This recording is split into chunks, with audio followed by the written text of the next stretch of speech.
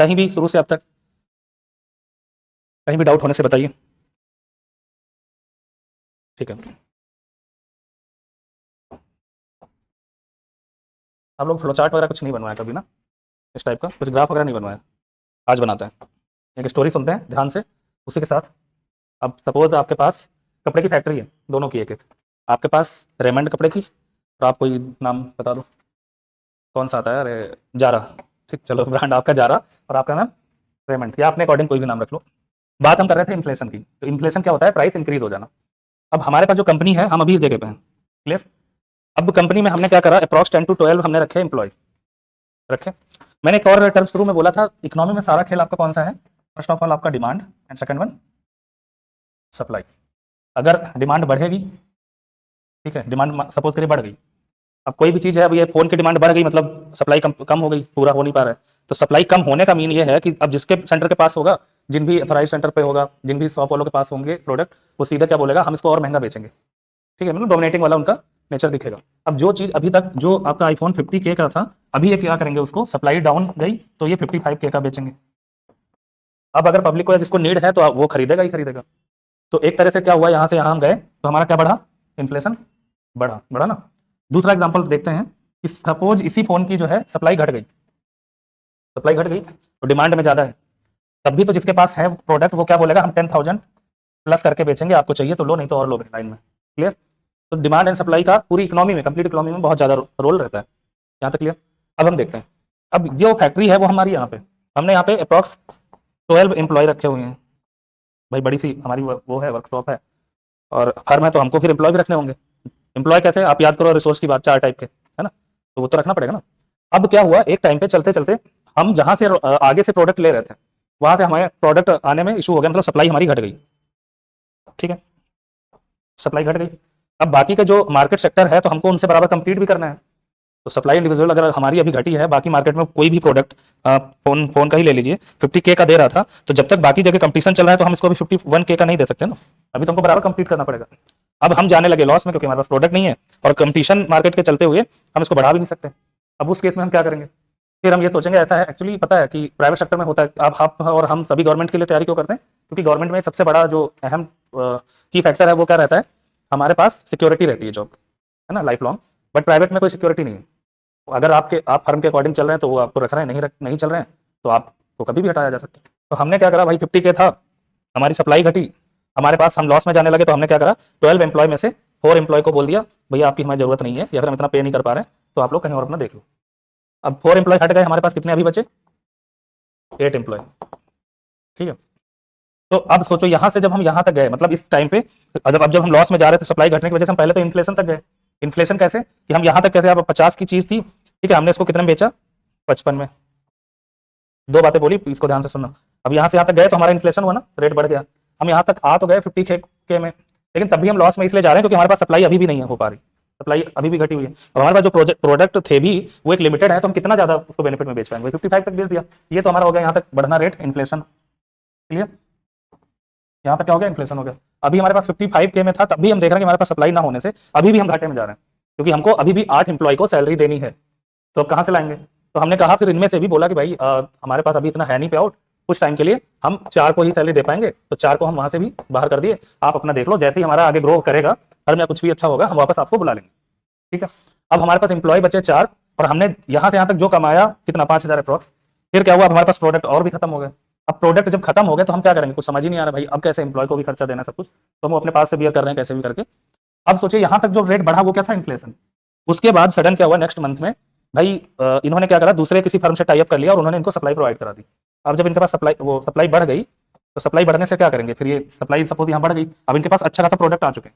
अब प्रोडक्ट आ रहे हैं तो मार्केट में उसका रेट जो था कितना था, 50K था, बट इनके पास प्रोडक्ट अच्छा होने से और अपनी मार्केट में और अच्छी इमेज बनाने के लिए इन्होंने क्या बोला कि हमारे पास से जो भी परचेस करेगा उसको 1% हम डिस्काउंट देंगे, या फिर 1000 का डिस्काउंट, इंस्टेंट डिस्काउंट, ऐसा नहीं देखते आप लोगों अलग अलग लगे रहते हैं। तो इन्होंने क्या करा, उसको कितने में बेचना शुरू कर दिया, 49K में, ठीक। तो 49K में शुरू कर दिया, तो मतलब प्राइस इसका डाउन जा रहा है, क्लियर। अब जब प्राइस डाउन होने लगा, तब फिर जब जो डाउन हो रहा है इसको क्या बोलते हैं, क्या लिखा हुआ है, डिफ्लेशन, कि वापस से हम अपने उस पे एवरेज वाली लाइन पे आ रहे हैं। आने के बाद इन्होंने क्या करा, यहाँ तक पहुंचे, उसके बाद इन्होंने सोचा कि अब चलो एम्प्लॉय बढ़ा लेते हैं। अब जो एम्प्लॉय एक बार छोड़ के गया वो दोबारा उसी पे आएगा। अब सपोज 10,000 पर मंथ पे काम कर रहे थे, इन्हें जब काम की नीड थी तो इन्हें निकाल दिया गया। अब जो वापस ये आएंगे तो 10 पे तो नहीं आएंगे, बोलेंगे भाई जब हमें काम की जरूरत थी तो तुमने मुझे निकाल दिया। अब हम आएंगे क्योंकि हमारे पास एक्सपीरियंस है तो हम 10 तो नहीं लेंगे, हम 15 लेंगे। अब आपके पास क्या ऑप्शन है भाई, अगर आपको फर्म चलानी तो रखना पड़ेगा, तो आपने फिर से 5 एम्प्लॉय रखे जो कि अब 15-15 पे हैं। सोचो पहले जो सैलरी आपकी 8 एम्प्लॉय की बन रही थी अभी वो 5 को देना पड़ेगा। क्लियर? तो वापस से जब यहाँ पे एक एवरेज लाइन पे आए फिर से आपने एम्प्लॉय रख लिए तो फिर क्या होगा, एक एवरेज लाइन से हम नीचे जाने लग जाएंगे। कैसे? आप समझो, यहाँ से जब यहाँ पे लेके आए तो इनका तो सैलरी देने का खर्चा हमारा बढ़ गया ना, ठीक है, और इधर भी हम कितना 1000 का लॉस उठा रहे हैं, इसलिए क्योंकि हमको मार्केट में कम्पीट करना है। तो अब जब ये नीचे आ गए यहाँ पे तो इस चीज को क्या बोलते हैं, इसको बोलते हैं डबल डिप। बस टर्म अभी समझ लो, डबल डिप क्या कि एक बार इन्फ्लेशन से निकलने के लिए हम वापस से इन्फ्लेशन की तरफ बढ़ रहे हैं, तो 2 बार हो गया ना। तो डिप का मतलब है डिप्रेशन और डबल मीन्स दोबारा, तो डबल डिप में जा रहे हैं। अब जब वापस यहाँ से उठना शुरू करेंगे, फिर से मार्केट में आए, फिर वेरी उतार चढ़ाव चलते हैं मार्केट में, आपने ऐसा सुना होगा। जब वापस से आके आगे बढ़ेंगे तब जब दोबारा जाएंगे तो इसको हम क्या बोलेंगे, इस वाली स्टेज को स्टैगफ्लेशन। क्लियर? कि एक बार तो डिप्रेशन आया भाई, यहाँ तक गए, मंदी बड़ी, डिप्रेशन आया, एक डिप्रेशन आने के बाद जब वापस हम चढ़ रहे हैं फिर से जा रहे हो, फिर वही चीज आ रही दोबारा, तो ये डबल डिप्रेशन हो गया 2 बार में। अब वापस जाके जब आ रहे हैं अपने एवरेज लाइन पे तो उसको हम क्या बोलते हैं, उस वाली स्टेज को स्टैगफ्लेशन। क्लियर? यहाँ पे कोई डाउट? कोई डाउट? ठीक है, तो आप समझो ये एक अगर हमारी एवरेज लाइन ले लें, है ना, इसको एवरेज लाइन मान लें, तो मार्केट सेक्टर में ऐसा ही होता है। आपका इन्फ्लेशन से कई बार हम निकलने के लिए वापस हम डिप्लेशन में फंस जाते हैं, जिससे हम डबल डिप में फंस जाते हैं और फिर वापस निकलते निकलते स्टैगफ्लेशन में चलते हैं। तो अगर आपका कोई ऐसा चल रहा है कि हम अब देखो मेनली कोशिश क्या कर रहे थे कि हम इन्फ्लेशन से बच सकें, बट हम अभी उसमें और फंसते जा रहे हैं। क्योंकि अब एक चीज और आप नोटिस करेंगे, अगर यहाँ हम बात कर रहे हैं 2010 की, तो यहाँ तक जाते जाते 2025 तक जो प्रोडक्ट यहाँ पे आपका 50 रुपीज का था, अभी वो प्रोडक्ट आपका यहाँ पे 100 रुपीज का भी हो रखा है, तो मतलब डबल बढ़ता जाएगा ना फिर तो ये वाला ये चार्ट चाहो तो आप बना लो, अदरवाइज समझ आए, की टर्म समझ आए, की टर्म को समझाने के लिए तो ये थोड़ा स्टोरी बताइए।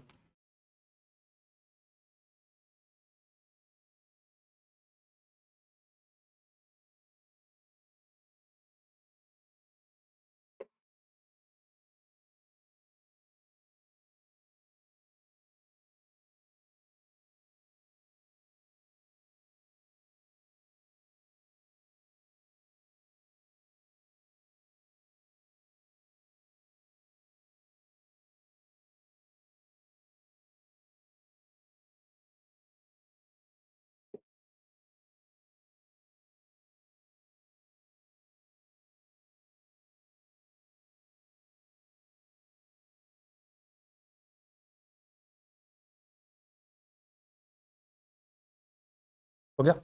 टर्म बस याद रखना, मेनली स्टैगफ्लेशन क्या है, डबल डिप, डिप जो ये है ये डिप्रेशन का है, डिप्रेशन का short form double dip. Depletion जब भी इन्फ्लेशन से निकलने के लिए हम वापस फंसते चले जाएं, ठीक है, हम तो निकलने के लिए बढ़ रहे थे बट हम वापस फंसते ही जा रहे हैं, तो ये है हमारा ग्राफ। एक टर्म है एम्प्लॉयमेंट, तो एम्प्लॉयमेंट पता है क्या होता है, वो वर्किंग प्रोसेस कि हम अगर किसी के लिए कोई वर्क कर रहे हैं तो एक्सचेंज में मुझे उसके कुछ अमाउंट दिया जा रहा है ना। तो ऐसे ही अगर एम्प्लॉयमेंट क्या हुआ, एम्प्लॉयमेंट इज लाइक कि आप अगर अब मैं अगर आपके लिए काम कर रहा हूँ या मैं अगर इस इंस्टीट्यूट में पढ़ा रहा हूँ तो एवज में मेरे को भी सैलरी मिल रही होगी, है ना, तो यही एम्प्लॉयमेंट है। अनएम्प्लॉयमेंट क्या है, अगर एम्प्लॉयमेंट ये है कि हम काम कर रहे हैं किसी के लिए, ठीक है, तो उस किसी के एम्प्लॉय हैं, उसके चेंज में मुझे क्या मिल रहा है, सैलरी मिल रही है। क्लियर? तो अनएम्प्लॉयमेंट क्या हो जाएगा,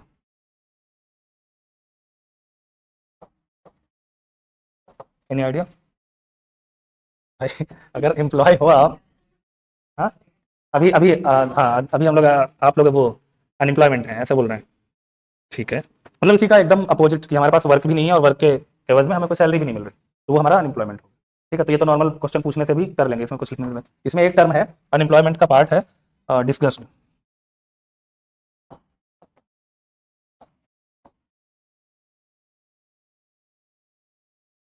जो चीज़ काम की लग रही वो मैं बताता चल रहा हूँ, है ना, क्योंकि एम्प्लॉयमेंट तो आपको पता है, अनएम्प्लॉयमेंट उसका अपोजिट डिस्गस्ट एम्प्लॉयमेंट। तो ये एक ऐसा है मतलब कि हम होते तो हैं अनएम्प्लॉयमेंट, बट एक होता है कि हम छिपे हुए होते हैं, हमें पता भी नहीं होता है। तो इसको थोड़ा अगर डिफाइन करना है तो आप लोगों ने फील्ड देखे हैं, खेत जहाँ फसलें क्रॉपिंग होती है, क्रॉप्स उगाए जाते हैं, कोई विलेज से बिलोंग करता है, आप लोग तो लोकल से हो ना, मतलब नहीं देखा होगा फिर तो। गेहूं का देखा है कभी खेत? नहीं देखा आपने? हाँ नहीं देखा, तो खेत कहाँ से लाया जाए भाई, खेत में वीट भी उगाना है, चलो एक फील्ड सा होता है, ठीक है, और उसका ट्रैक्टर और ये सब पता है, यहाँ ट्रैक्टर वगैरह शायद कम होते हैं क्योंकि थोड़ा हिली एरियाज है ना, फ्लैट वाला नहीं है। तो क्या होता है उसमें बीज डालेंगे इस तरह से गेहूँ निकलता है। तो एक्चुअली उसी का एक एग्जाम्पल लेते हैं। क्या होता है कि जब भी आप खेत में जाते हैं तो आप सपोज घर के 4 मेंबर हैं, ठीक है, 4 मेंबर हैं जो आपके क्रॉपिंग में पूरा हेल्प कर रहे हैं, वहाँ जाके काम कर रहे हैं, या फिर कोई लेबर हमने रखे हैं, 4 लेबर रखे हैं जो वहाँ पे, ये एक फील्ड है, वहाँ पे सारा कुछ काम कर रहे हैं जो भी करना है, ठीक है। करते करते क्या हुआ कि हम घर के एक मेंबर हैं, ये अगर मैं अपना एग्जांपल चलो ले लेता हूँ, मेरे पास खेत है, घर वाले और लेबर को लेके गए वहाँ पे काम करवा रहे हैं इस खेत में, ठीक। अब थोड़ी देर के बाद मुझे ऑर्डर आता है, ऐसा है, वहाँ जाइए जो वर्कर्स हैं उनके लिए भी खाना और जो भी है वाटर वगैरह लेके जाओ, और जो घर वाले मेंबर वहाँ पे हैं उनके लिए भी लेके जाओ। तो हमारे पास काम आ गया, तो हम काम तो ले लिए, यहाँ से पानी लेंगे, जो कुछ है उनका फूड वगैरह सब लेकर हम यहाँ से लेके पहुँचेंगे कहाँ पे, यहाँ पे खेत में। अब पहुँचे, हमने इन सबको दिया, इन लोगों ने खाया। अब उतनी देर में हम बैठे थे तो हमको बोला गया कि ठीक है ये सब अभी रुको, खा पी के ये सब वापस से पॉट्स वगैरह से बर्तन लेके वापस चले जाना। हम गए यहाँ तक, फिर वहाँ से वापस बर्तन वर्तन लेके यहाँ तक चले आए। आप सोचो एवज में हमको कोई एक्सचेंज में कोई सैलरी मिली क्या? सैलरी मिली नहीं, बट हमने काम तो किया। तो वो काम जो भी एक तरह से हमें अनएम्प्लॉयमेंट भी है और काम हम कर रहे हैं, मतलब छिपा हुआ, इसका मीन ये होता है छिपा हुआ। छिपा हुआ मतलब समझ रहे हैं, हाइड वाला टर्म। तो हम होते तो हैं अनएम्प्लॉयमेंट, बट हम काम कर रहे हैं बट हमको कोई सैलरी नहीं मिल रही। डिफिनेशन यही है, एम्प्लॉयमेंट में क्या हमको सैलरी मिलेगी, कोई काम कर रहे हैं। अनएम्प्लॉयमेंट इज लाइक कि हम अगर काम, ये डिस्गस्ट में स्पेशली कि हम काम तो किए बट हमें कुछ मिला नहीं, तो ये हमारा कौन सा है, डिस्गस्ट अनएम्प्लॉयमेंट। ये पूछा था क्वेश्चन इसलिए डिस्गस्ट बता दिया, वैसे तो इसमें पूछता नहीं।